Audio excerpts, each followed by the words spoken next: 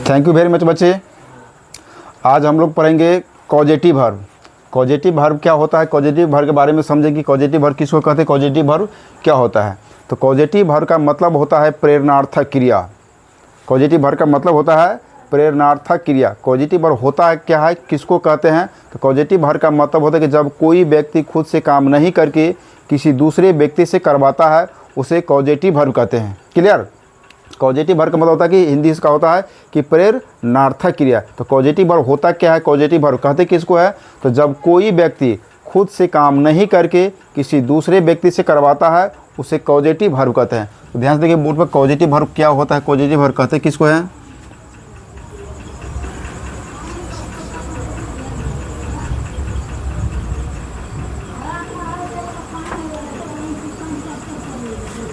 Causative verb, causative verb का मतलब होता है प्रेरणार्थक क्रिया।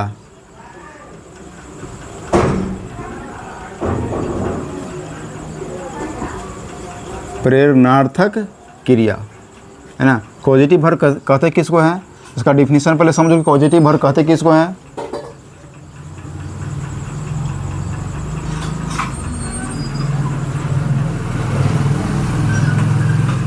जब कोई व्यक्ति खुद से काम ना करके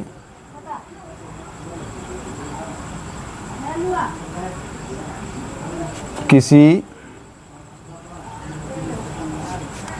दूसरे व्यक्ति से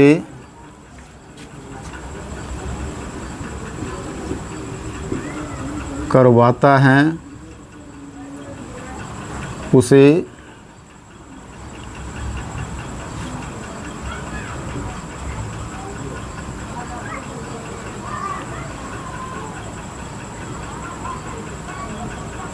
कॉजेटिव वर्ब कहते हैं। बोल दीजिए कॉजेटिव वर्ब का मतलब क्या होता है, प्रेरणार्थक क्रिया। तो प्रेरणार्थक क्रिया होता है कि जब कोई व्यक्ति खुद से काम न करके किसी दूसरे व्यक्ति से करवाता है उसे कॉजेटिव वर्ब कहते हैं। ठीक है। आप देखिए कॉजेटिव वर्ब,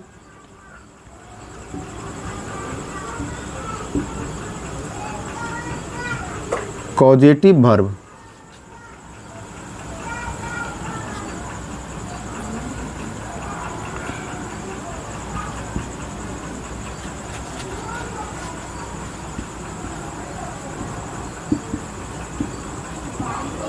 कॉजेटिव वर्ब, ये वर्ब और ये क्या है, ये कॉजेटिव वर्ब। तो वर्ब का मतलब क्या कि कॉजेटिव वर्ब का मतलब क्या होता है, जैसे मैं हंसता हूँ, इसका अंग्रेजी क्या होता है, आई लाफ। मैं उसे हंसाता हूँ, इसका अंग्रेजी क्या होगा, मैं हंसता हूँ, आई लाफ। मैं उसे हंसाता हूँ, मैं उसे हंसाता हूँ। तो कॉजेटिव वर्ब का मतलब होता है कि जब कोई व्यक्ति खुद से काम ना करके किसी दूसरे व्यक्ति से करवाता है उसे कॉजेटिव वर्ब कहते हैं। तो कॉजेटिव वर्ब का मतलब एक वर्ब और कॉजेटिव वर्ब। तो वर्ब का मतलब क्या होता है, जैसे ये क्या है, हंसना, बोलना, लिखना, दौड़ना। तो हंसना, बोलना, लिखना, दौड़ना। देखो आप इसका हंसना का अंग्रेजी तुमको डिक्शनरी में मिलेगा, बोलना का मिलेगा, लिखना का मिलेगा, दौड़ना का मिलेगा, बट हंसाना का नहीं मिलेगा। तो इसको अंग्रेजी कैसे बनाया जाता है, वर्ब का मतलब हंसना, बोलना, लिखना, दौड़ना। तो इसका अंग्रेजी डिक्शनरी में है कि नहीं, इसका अंग्रेजी डिक्शनरी में है कि नहीं। हंसना का अंग्रेजी क्या होता है, लाफ। बोलना का क्या होता है, स्पीक। लिखना का क्या होता है, राइट। दौड़ना का क्या होता है, रन। हंसाना का, दौड़ाना का, बुलवाना का मिलेगा, नहीं मिलेगा। तो जिस वर्ब का अंग्रेजी में डिक्शनरी में नहीं है उसको अंग्रेजी किसके माध्यम से बनाया जाता है, कॉजेटिव वर्ब के माध्यम से बनाया जाता है। तो इसका मतलब वर्ब, इसका मतलब होता है टेंस, इसका मतलब होता है टेंस। और यहाँ पे देखिए हंसाना क्या है, हंसाना, बुलवाना, लिखवाना, दौड़वाना, है ना। तो जो भी वर्ब होगा, तो हंसना का अंग्रेजी मिलेगा, हंसाना का नहीं मिलेगा, बोलना का मिलेगा, बुलवाना का नहीं मिलेगा, लिखना का मिलेगा, लिखवाना का नहीं मिलेगा, दौड़ना का मिलेगा, दौड़वाना का नहीं मिलेगा। तो जिसका अंग्रेजी डिक्शनरी में नहीं है उसको किसके माध्यम से बनाया जाता है? कॉजेटिव वर्ब के माध्यम से बनाया जाता है, और इसका नाम होता है वॉइस। इसका नाम क्या होता है? वॉइस। इसका नाम क्या होता है? टेंस। तो हंसना का मिलेगा, हंसाना का नहीं मिलेगा, बोलना का मिलेगा, बुलवाना का नहीं मिलेगा, लिखना का मिलेगा, लिखवाना का नहीं मिलेगा, दौड़ना का मिलेगा, दौड़वाना का नहीं मिलेगा। तो जिसका अंग्रेजी डिक्शनरी में नहीं है उसका अंग्रेजी कॉजेटिव वर्ब के माध्यम से बनाया जाता है। जैसे मैं हंसता हूँ, उसका अंग्रेजी क्या होता है? आई लाफ। मैं उसे हंसाता हूँ, बोलो, मैं उसे हंसाता हूँ, है ना। उसको अंग्रेजी कैसे बने? मैं हंसता हूँ, उसका अंग्रेजी क्या होगा? आई लाफ। मैं उसे पीटता हूँ, मैं उसे पिटवाता हूँ, बात पकड़ में आ रहा है ना।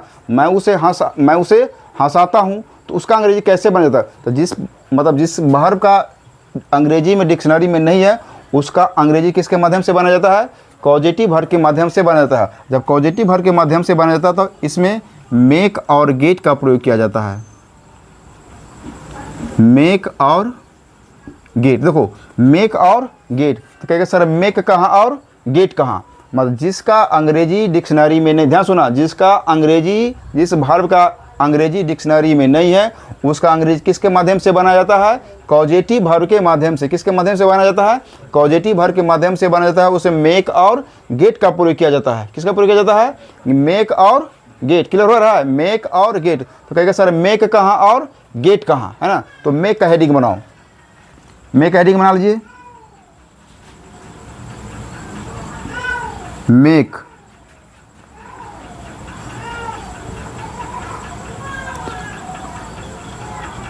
जब काम करने वाला और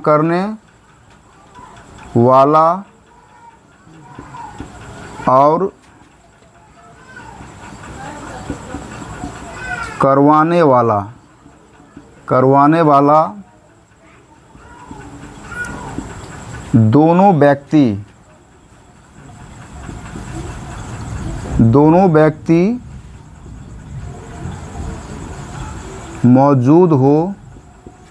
मौजूद हो तो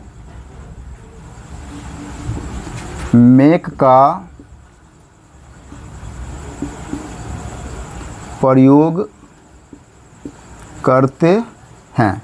समझो बच्चे, मेक कहाँ आएगा? जब काम करने वाला और करवाने वाला दोनों व्यक्ति मौजूद हो तो मेक का प्रयोग करते हैं। मेक का प्रयोग करते हैं। मेक के बाद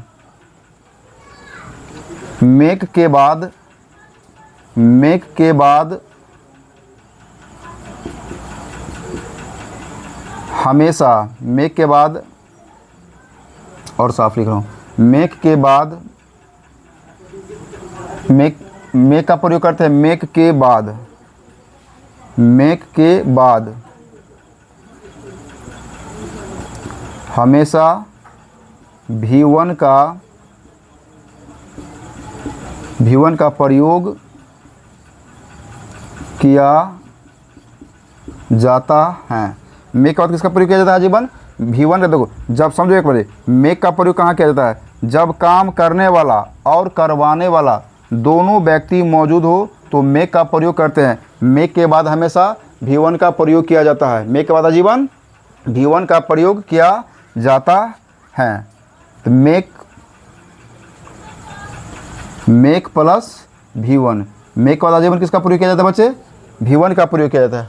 मेक के बाद आजीवन V1 का प्रयोग किया जाता है। तो मतलब मेक का प्रयोग जब काम करने वाला और करवाने वाला जब दोनों व्यक्ति मौजूद हो तो मेक का प्रयोग किया जाता है। मेक के बाद आजीवन V1 का प्रयोग किया जाता है। स्ट्रक्चर देखिए,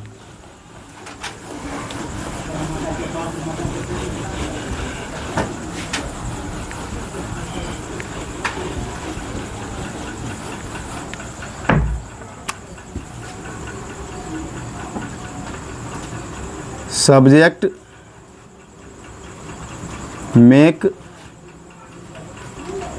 makes object V1 plus other word. देखो मेक सब्जेक्ट के बाद क्या है, make, makes plus object plus V1 plus other word. तो मेक क्या होता है बच्चे, मेक होता है प्लूरल। जब सब्जेक्ट आपका प्लूरल होगा तो क्या आएगा, मेक आएगा। जब सब्जेक्ट सिंगुलर होगा तो क्या आएगा, मेक्स का प्रयोग किया जाएगा। एग्जाम्पल देखिए, मैं उसे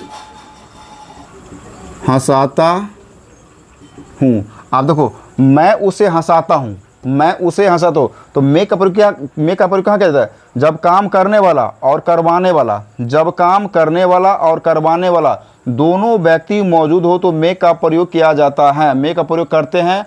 मेक के बाद हमेशा V1 का प्रयोग किया जाता है, मेक प्लस V1। अब स्ट्रक्चर है subject plus subject, make, makes plus object plus V1 plus other word. तो मेक क्या होता है, प्लूरल, और मेक्स क्या होता है, singular, plus object plus V1 plus other word. देखो आप, मैं हंसता हूँ, उसका अंग्रेजी आई लाफ। मैं हंसता हूँ, आई लाफ। मैं उसे हंसाता हूँ, मैं हंसता हूँ, इसका अंग्रेजी क्या होता है, आई लाफ। और मैं उसे हंसाता हूँ, तो मैं उसे हंसाते समय किसका प्रयोग किया जाएगा, कॉजेटिव वर्ब का प्रयोग किया जाएगा। और कॉजेटिव वर्ब का प्रयोग करेंगे तो किसका प्रयोग किया जाएगा, मेक का। मेक और गेट दोनों का प्रयोग किया जाता है। तो मेक कहाँ और गेट कहाँ, तो कॉन्सेप्ट यहाँ पर हो गया कि मेक का कॉन्सेप्ट क्या है कि जब काम करने वाला और करवाने वाला दोनों व्यक्ति मौजूद हो तो मेक का प्रयोग किया जाता है। मेक के बाद हमेशा V1 का प्रयोग किया जाता है। तो subject plus make, makes plus object plus V1 plus other word. तो मेक होता है प्लूरल और मेक्स होता है सिंगुलर। जब सब्जेक्ट आपका प्लूरल होगा तो मेक का प्रयोग किया जाएगा, जब सब्जेक्ट अगर सिंगुलर होगा तो मेक्स लगना plus object plus V1 plus other word. अब देखो, मैं उसे हंसाता हूँ। अब इसमें काम करने वाला और अब इसमें सेंस लगाओ कि मैं उसे हंसाता हूँ, उसे मेक लगाओ कि गेट लगाओ, तो मेक तो मैं उसे हंसाता हूँ। काम करने वाला और करवाने वाला दोनों व्यक्ति मौजूद है। मैं क्या हो गया, काम करवाने वाला, और करने मैं उसे क्या करता हूँ, मैं उसे हंसाता हूँ। तो मैं उसे हंसाता हूँ, इसके में किसका प्रयोग किया जाएगा, मेक का। तो मैं क्या है, प्लूरल, तो किसका प्रयोग किया जाएगा, मेक का। तो देखो ये एक फोटो समझो, ये क्या है, मैं, और ये क्या है बच्चे, उसे। अब मैं उसे क्या करता हूँ, देखो हंसाता हूँ। तो मैं उसे क्या करता हूँ, मैं उसे हंसाता हूँ। तो मैं उसे हंसाता हूँ, काम करने वाला और करवाने वाला दोनों व्यक्ति मौजूद है कि मौजूद है।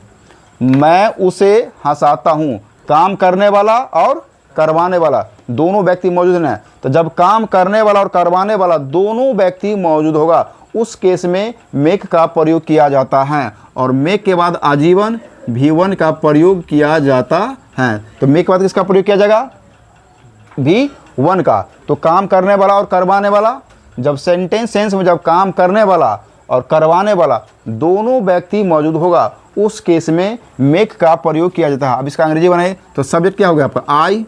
तो आई के साथ मेक लगाओ कि मेक्स लगाओ, मेक। तो आई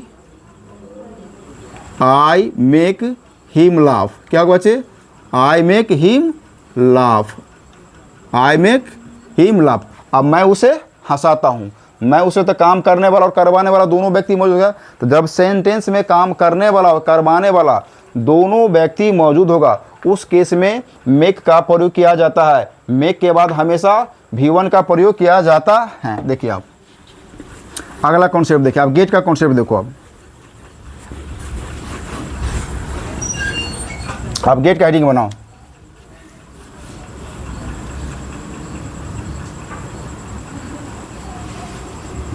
गेट का, जब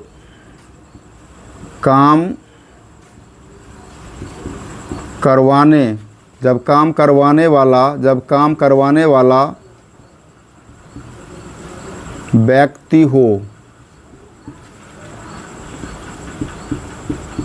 और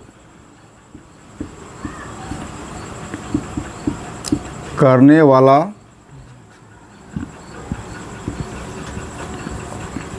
नहीं हो तो गेट का प्रयोग किया जाता है। देखो गेट का प्रयोग किया जाता है जब काम करवाने वाला व्यक्ति हो और करने वाला नहीं हो तो गेट का प्रयोग किया जाता है, गेट का प्रयोग किया जाता है। गेट के बाद, गेट के बाद, गेट के बाद हमेशा V3 का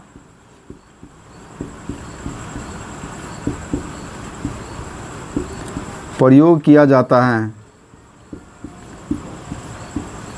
गेट के बाद हमेशा किसका प्रयोग किया जाता है बच्चे? V3 का प्रयोग किया जाता है। देखो आप गेट का प्रयोग कहाँ, मेक समझ में आ गया ना कि मेक का प्रयोग कहाँ करना, जब काम करने वाला और करवाने वाला दोनों व्यक्ति मौजूद होता है तो मेक का प्रयोग किया जाता है। जब सेंटेंस जब काम करवाने वाला व्यक्ति हो और करने वाला न हो तो गेट का प्रयोग किया जाता है। गेट के बाद आजीवन, गेट के बाद हमेशा V3 का, मेक के बाद किसका प्रयोग किया जाता है? V1 का, और गेट के बाद V3 का प्रयोग किया जाता है। तो get plus V3, get plus V3। Get के बाद किसका प्रयोग किया जाएगा? वर्ब का थर्ड फॉर्म, मेक के बाद वर्ब का फर्स्ट फॉर्म। तो मेक के बाद V1 का प्रयोग और गेट के बाद V3 का प्रयोग किया जाता है। तो क्लियर हो गया ना कॉन्सेप्ट? तो जब काम करने वाला करवाने वाला व्यक्ति हो और करने वाला न हो तो किसका प्रयोग किया जाता है? गेट का प्रयोग किया जाता है। गेट के बाद हमेशा V3 का प्रयोग किया जाता है। स्ट्रक्चर देखिए अब,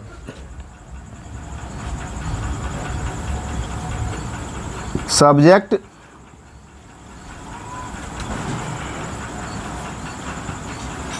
gate, gets, object, V3 plus other word.